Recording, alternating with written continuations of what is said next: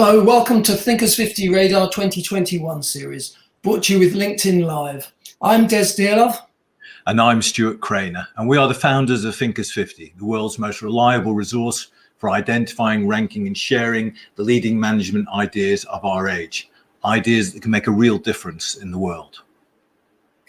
Our belief in the power of ideas has been the foundation of our work since we launched the first ever global ranking of management thinkers in 2001. We've published a new Thinkers50 ranking every 2 years since, and it remains, I'm pleased to say, the premier ranking of its kind. So we're excited that 2021, it's been a long year, 2021, a year in which fresh thinking and human ingenuity are more important than ever, is also a Thinkers50 year. We have the rest of the year ahead of us to identify and promote the new, the brilliant, the world-changing ideas coming from our global community of thinkers. So nominations are now open for both the ranking of management thinkers and our Distinguished Achievement Awards, which the Financial Times calls the Oscars of management thinking. In the summer, we will have the award shortlists to savor. The year's finale on 15th and 16th of November will bring all the excitement of a new ranking and the naming of our Thinkers50 2021 award winners. But we start every year with the Thinkers50 Radar class, the 30 up-and-coming business thinkers to watch in the coming months. In this series of 30-minute webinars, we want to showcase some of those ideas to bring the new voices of management thinking. We want to inspire you to seize this moment to create a better future for you and your organization. Our guest today is Jenifer Clausell-Tormos.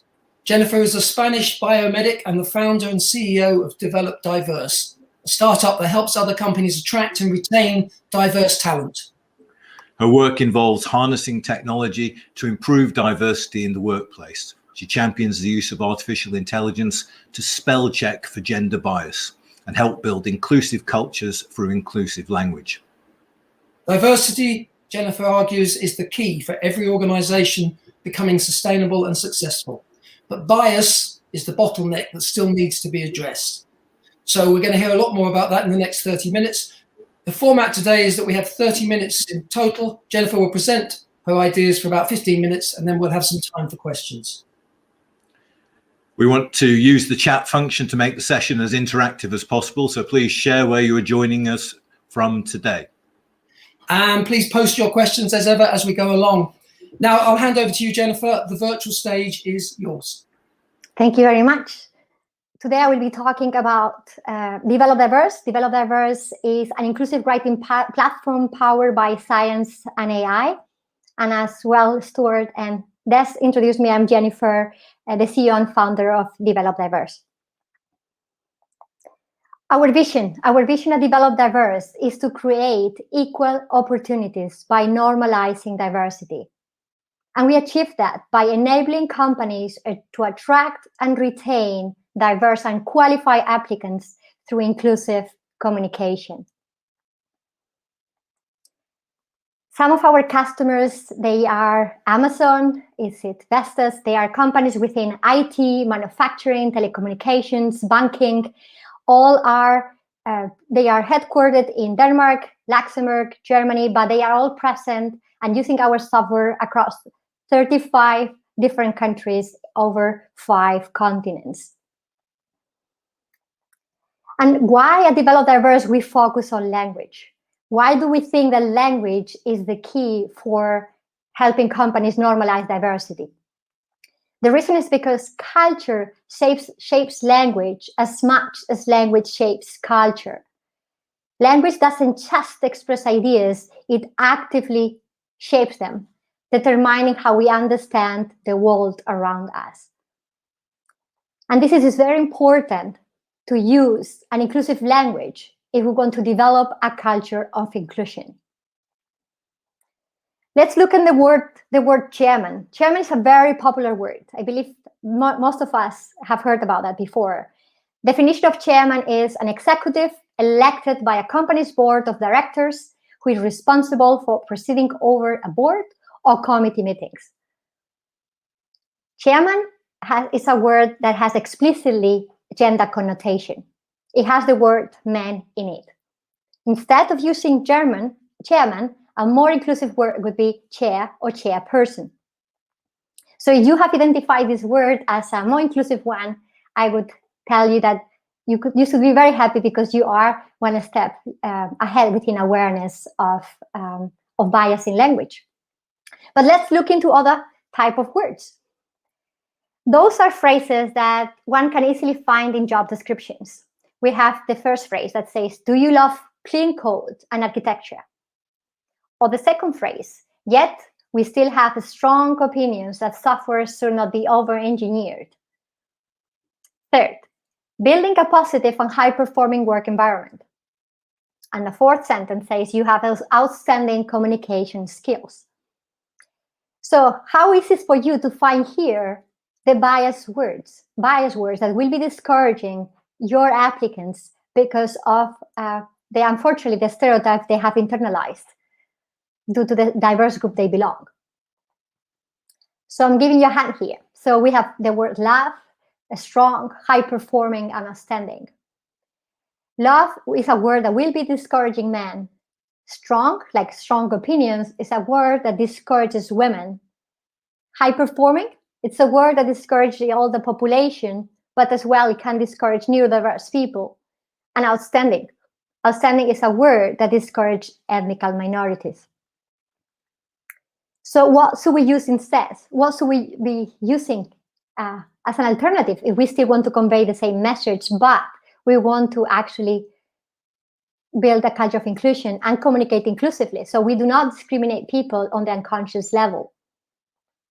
So instead, our suggestions is we should use like rather than love, solid for solid opinions rather than strong opinions, motivating work environment rather than high-performing environment, and professional communication skills rather than outstanding professional communication skills, if we want to appeal to all groups equally and do not discourage people just because of the diverse group they belong to. Because analyzing words that work on the unconscious level, they actually take time. A lot of time they require strong expertise in psycholinguistics and sociology. For that purpose, at Develop Diverse, we have built a software that works like a spell checker, but rather than checking for your grammar mistakes, checks for your biased language. Language that, as I said, will be discouraging on the unconscious level your talent pool. So how does the software works? It's as simple as typing or pasting your text on the software, and real time is going to highlight the words that are biased. And for every single word biased, it's going to propose inclusive alternatives, as simple as by hovering on that color word. The software is highlighting words that are biased for gender, age, ethnicity, non-conforming gender, including LGBTQ members within the LGBTQ, and also non-binary, also neurodiverse, biases towards neurodiverse people, and also biases towards people with physical disabilities. In addition, the software is helping you also to ensure that your text is accessible based on readability and how legible your text is. Also, it gives you an inclusivity score that tells you how inclusive your job ad is, so or your text, so that you know how many words you need to be changing in order to be able to attract all the talent pool that you have available. And also it's educational. For every biased word that the software highlights is going to give you an explanation of why this word is biased. So it gives you the sociological reason of why this word is going to discourage a particular applicant. It tells you which group is discouraging, and it's a way for helping the user become aware, become conscious of their own unconscious biases. And the question is it possible that just changing a few words in a job description, for instance, can change the diversity of our applicant pool? And the quick answer is yes. We have had Vestas. Vestas is an organization working globally within the field of renewable wind energy. They have experienced within 6 months of using Develop Diverse, they have seen an increase of 15% of more hired female leaders. So more women hired in leadership positions. Danske Bank is one of the biggest banks within the Nordics. And they have experienced an increase of 85% of more women applicants to the STEM jobs they had. And Amazon, one of the most striking results, when using our software, they saw an increase of 175% of more women applying to the STEM and managerial positions. So if it's as simple as changing a few words in our job descriptions to be able to increase our talent pool, the diversity of our talent pool, why not to do it? So if you have any questions, I will, please ask me any questions you might have. I will be very happy to explain them to you. Thank you very much. Thanks very much, Jenifer. So there's a lot of talk about the diversity and the theories of diversity. This is about the kind of practical nitty-gritty of making diversity a reality. In some ways, it struck me that doesn't it make it too easy? That the company, I can imagine organizations buying the software, talking to you, changing their language, but still remaining fundamentally biased. You can't just buy the software and change your view of the world. This is true, and indeed, diversity has to be tackled from different angles. We know that the reason we focus on language is because we know that language is very powerful, and a language will shape our culture. Language reinforces stereotypes. Language reinforces the beliefs we have. So one strong option to go about it is one powerful angle is to ensure that the language we use, everything from how we communicate externally, but also internally, it's going to be inclusive. And it's a path. Also within language, it's a journey. We do not change our behavior from one day to the next. That's the purpose of the software. On the long run, we believe that if every single user uses our software for everyday communication, now it's for job descriptions, but eventually will be for internal communication, we expect that we've helped trigger a behavioral change in a few decades rather than 100 years that we know that what it requires to change the numbers today. But of course, there are other approaches that we need to focus on. We need to focus on generating role models in an organization. We know that we cannot become what we do not see.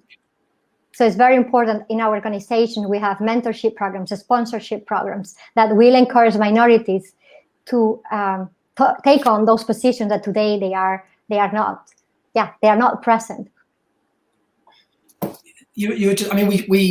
We sort of implicitly understand that words are very powerful, but I mean, I was fascinated by some of the words that you picked out that I wouldn't have jumped out at me. But I guess that's just what we don't know what we don't know. But do you find that can you do this the other way around? Can you use certain words to positively encourage? Supposing you mentioned you want to encourage minorities, for example. Does it work the other way? Can you put words in which will get a better response from those populations? So you are talking about having targeted language. So we target a specific group. So at Develop Diverse, our vision is to normalize diversity and not reinforce stereotypes. So we want to get rid of the stereotype that we have in so by encouraging to use targeted language, we are encouraging to still reinforce the stereotypes, even if it's positively, but we are still reinforcing the stereotypes. So the answer is no. You wouldn't want to do that. Because we would be discriminating people, but on the unconscious level in a different angle. And there is, at the same time, there is no need for it. When using inclusive language, which is language that do not discourage any group, we are appealing to more diverse people overall. So there is no need to use targeted language when we can use inclusive writing, inclusive language, if we are gonna actually also increase the diversity in our pool. Anyways, so there is no need. We don't want to reinforce stereotypes in a positive frame either, and because we want to encourage diversity and inclusivity. Okay. So Jenifer, how did you get into this? Because you were a research scientist before you founded your own company. Indeed. Yes, I worked within the biomedical field for over 10 years. I used technology I always loved technology. I always like to generate impact. So during my first 10 years of career, I focused on cancer research. So I leveraged technology to find new drugs for cancer. And this has and is still very meaningful to me. But the fact of seeing that the numbers within organizations, that despite being high qualified, being highly educated, me and people around me with the same qualifications, especially women, not being experiencing also the gender roles that myself I experienced when I was a child, make me think that things have not changed over time, that any activities that companies, actions that have taken have not made any impact. Numbers have shifted very little. And I know most of what companies have done are trainings. And trainings are fantastic, they are required, but they don't happen with the right frequency that people can actually change behavior. We know that after 30 years of doing a training, people forget what they learned. So that's where I saw the need to bring technology for accelerating the process of closing the gender gap and the diversity gap. And I thought, how can we help the people to trigger a behavioral change faster without having to, something else than trainings? And we thought that a software that can help you detect these words that are actually reinforcing the stereotypes and discouraging people could help you on the spot increase the numbers very fast. That's what we have seen with our customers, Amazon, Vestas, the banking system. We can all see they change the numbers very much after using the software. But we also want to trigger the behavioral change. And we thought, how can we bring training on the daily operations on every day for a person so that they can unlearn over time? So we thought by bringing these explanations that we are now developing towards in form of videos and other more interactive learnings, the software can bring the user in their, through the language they type. Because right now the software will help you detect what biases you have yourself that are uncovered by the language you type, and help you to learn the specific things within a bias that you have. And you don't need to learn the whole thing, but just specific what you require. So what triggered is seeing that things have not changed over time, and we need a tech approach to change it, because technology helps us be subjective, be objective, be more precise, more accurate. And this is a better approach for changing it than just trying the same. Yeah, I quoted you earlier saying that bias now is very much the bottleneck, but I think you're talking a lot about sort of our unconscious biases. Do you still come up against a lot of conscious bias? People know that they're being biased, or is it largely now the problem that we're blind to it? There are no, of course we are conscious. Many of us are also conscious about their own biases, the obvious ones, but they are not the ones that are the main bottleneck for the organizations. They are the ones that are working on the unconscious level. When I said these words before, I didn't give an explanation, and I would be happy to explain why are those words biased? How are they discouraging the individual? So they work on the unconscious level because they have been over the years. We have grew up with certain beliefs that we have learned through teaching, through our teachers, through our parents, through TV, through books, through movies, and those beliefs that we learn about us as individuals, or as somebody else with a certain gender, certain age, certain ethnicity, they have actually got very much into our brain and have told us what we are capable of and what we are not capable of, just based on this category that we have put ourselves on. So it's very difficult to identify, to say, oh, the word ambitious actually is consciously we think, no, the word ambitious as a woman is not going to discourage me. I'm very ambitious, and of course women are ambitious. But when we look into the sociological studies and we see that women, whenever they have seen, women have been praised for their communality, for being relationship oriented, for caring for others, but they have actually been told not to. But they have not been praised towards being strong or being loud or being powerful, but rather they have been more praised for being sweet and calm and relaxed. So whenever we are giving some terminology, so some of the words, they carry those connotations. And for instance, ambitious, whenever a man is called ambitious, we see it as a positive, but whenever a woman is being called ambitious, it's seen more as a bossy. Women are labeled more of being a bossy rather than that. But it happens also to men. When women are as good as women are being called caring, when we label a man being caring, we think of being a man is emotional, so it has a more negative connotation towards men. And it's not that men are not caring or women are not ambitious, because consciously they believe they are, but on the unconscious level, because they have been told you cannot be caring, because if you are caring, you are like you are not strong enough and you are not going to make it. Or women, when they are very very strong, very powerful, they are being called more negative terminology. So it works very much on the unconscious level.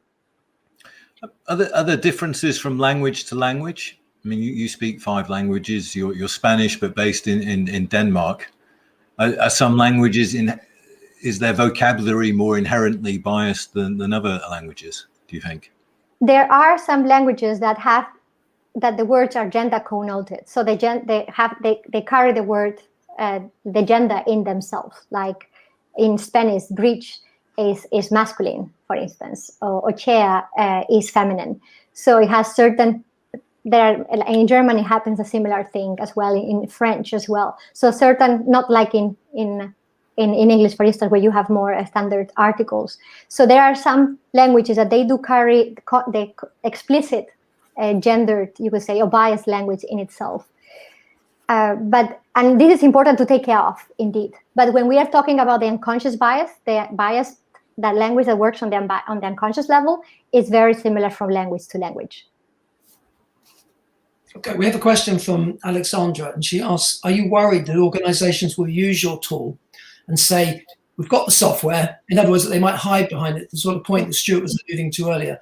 So we're working on diversity, but without actually changing their mindset.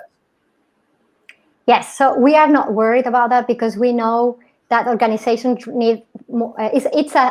Having our software, for instance, is a discussion starter. So it's a way to start talking about, okay, what it is biased language, what is unconscious bias, what it is the lack of diversity, because it's a way to start questioning, do we actually have a problem?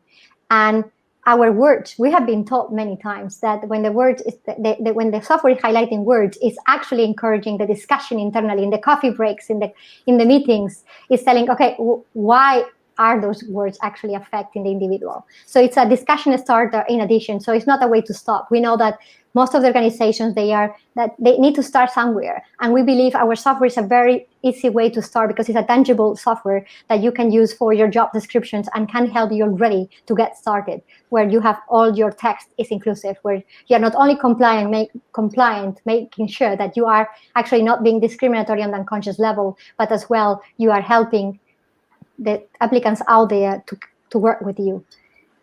But it is one part of the puzzle. We need to engage leaders. We need to engage other departments, not only recruitment. We need to engage sales, operations, the product team. And we know that organizations, they take this as a first step, but they get into deeper. They make employee resource groups. They do, as I mentioned, mentoring and sponsorship programs as well. And they do events, they promote events, partnerships, they do. So we know it's not a way to companies get stuck, it's a way to start the discussion, rather, and change the numbers already from the beginning. So you can identify whether there is an issue, and that's a key use of the software. It would be like a diagnostic tool as well, to see, are we actually having biases also in our job descriptions? It's a diagnostic, what is the level of biases in our organization, indeed. I suppose it's a question of what is the level of bias, because all organizations are biased to a greater or lesser extent. So, we are all biased by default. We all need to be biased to survive as well. We know biases are really important. And some organizations, they are, more biased than others. It's about how much work they, also depends on the field they have been on. So certain fields, they are more, the biases are more prominent, they are more obvious, like the STEM field within science, technology, engineering, manufacturing, mathematics. This field has been, it's the one that we see that has a high level of biases compared to other industries. But yeah, we are used to use the language to a certain degree. We are used to think that agentic language, meaning by agentic language, like the word ambitious, the word powerful, the word the best, is a positive language. So we use that every day. But unfortunately, this language has unconsciously connotations towards gender, ethnicity, age, and other groups. So yeah, many of the cliches we use in every communication, we think is very powerful and it's going to appeal the best candidate, is actually already carrying lots of connotations. Okay, now you're based in Denmark. Obviously, we think of Scandinavia as being quite progressive. Do you think that this sort of that your software should be applied or could be applied in globally around the world, or is it kind of leading in Scandinavia because you'd expect that part of the world to be ahead? I mean, do you have clients in the UK? Do you have clients in America? Give us a feel for the global. Yes, of course. We have our customers, like our clients most of them are based in Denmark, meaning their headquarters are in Denmark, but they work globally. So for instance, Amazon, their headquarters in Luxembourg, and they work globally. So they are using our software, everything from Australia, the US, India. So they're using it. They're not just using it in Denmark. They're using No. Our software is being used in actually last time I counted 35 countries, all over the 5 continents. So it's being used all over the world, despite the companies being based in Denmark. Why are most of them based in Denmark? Well, because we are based in Denmark, so it's easier communication, exposure of our product is easier in the land you are at. But that's why we are now focusing a lot on more marketing our software, so that it's easier, more visible in other countries as well. But our software is being used across the globe, so it applies into most of countries, indeed. People in Silicon Valley should perhaps begin to use it. Yes, especially for the series on. What about best practice? Which Alexandra has a follow-up question. Which industries are least biased? Which are the least biases? But this is not about best practices, I believe. Yeah. Oh, yeah. Okay. Well, who's good? Who is good? Who is bad? Well, I can tell you we focus a lot on STEM field, in the STEM field, because this is the field where there is the least diversity within gender, which is where the companies have the biggest focus. But we know that there are also biases in other fields where it's more female dominated. I'm talking about gender because this is the group or the diversity group that many companies focus first on. And because it's the most obvious, as women make 50% of the population and they are only present in the workplace, like certain industries, about 5 to 15%. So that's why we have this biggest focus on the STEM field. But we see there are also biases in other industries. But what are the least biases? What our observations have been within retail or within design. Those are organizations that they have shown the less biases compared to the other organizations overall. That's like a quick answer for that. I mean, you're working in the recruitment field because that's the obvious place for this stuff. But do you see other applications for this software? I'm thinking, you mentioned retail, for marketing purposes. Even, can you see applying your software to literature? Would it make it more interesting for minorities and other people to read literature which wasn't scattered with unconscious biases? Yes, we see our software to be used for educational purposes, educational material, literature, everything from fictional books to school books. We have already done several proof of concepts with editorial companies, and we have seen that educational books especially, they carry a lot of stereotypes, everything from text, but also in images.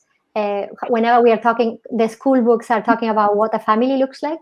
the type of family they depict, or what are the hobbies women and boys or girls need to play with, or how we depict actually Black people in the picture, or ethnic groups, how we pitch them also. Like, yeah. So indeed, literature is a very good next step for helping our new generations not to grow up with biases, but being able to unbias their texts before so that they don't, the text that they learn with, they don't reinforce their own, so the biases we have in society. Yeah. So where does the technology go next from your point of view? So what are you working on now?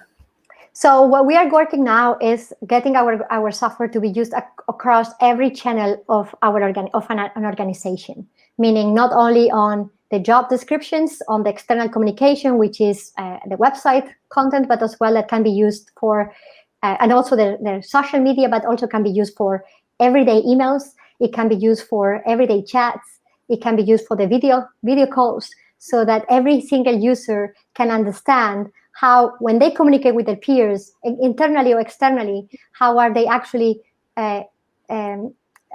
building a culture of inclusion, or the opposite, so that they can actually learn themselves through the language they use daily. And we see that this is good for companies to increase performance. So when a team feels happy because they communicate in an inclusive way, they will increase performance, they will increase profitability in an organization. So it's very important that companies can use it across, and not only in recruitment, but also in the sales department. When companies want to increase their market share of customers, they want to go internationally, they want to make sure that they can speak to all customers of different cultures, so that they don't make them feel that they are not talking to them. So by ensuring that every department of an organization has the software, they will be ensuring that they have this language of inclusion throughout the whole organization, and not only in the recruitment side, because we want to trigger a behavioral change all over an organization that affects product. Today, we have many companies that unfortunately don't have the right diversity split in the groups, and they build products they forget when building a product about a lot of the population, and they are losing up on customers because they forget on the design. It's well known, the phones, for instance, they are really big for women, or that's type of one example of a product. But there are lots of products that are built only for a part of the organization, of the world, because the teams building it are not representative of the population they want to sell it to. Jenifer, this is an absolutely fascinating subject, but we have sadly run out of time. For people who want to know more about what your company, can you give us quick coordinates? Where should people go to find out more about your work? Yes, they can find us in developdiverse.com. They can find us on LinkedIn. We are there. I'm there. You can see my name. You can type there, chat, connect with me, and I will directly, we can start chatting. In our website, you can then also ask us if you want to apply for a demo. You can also try our software for free for over 2 weeks, so that you can yourself check, do a diagnostic of your own communication. So that's where you can find. Also, we are also in Twitter and other channels, but I would say LinkedIn and our website are the best way to get to us. Great. Fantastic. We have to go. We're out of time. Thank you for tuning in. Please join us at the same time, same place next week for more fresh thinking with the Thinkers50 Radar winner. Jenifer, thank you. Thank you very much. Thank you for having me.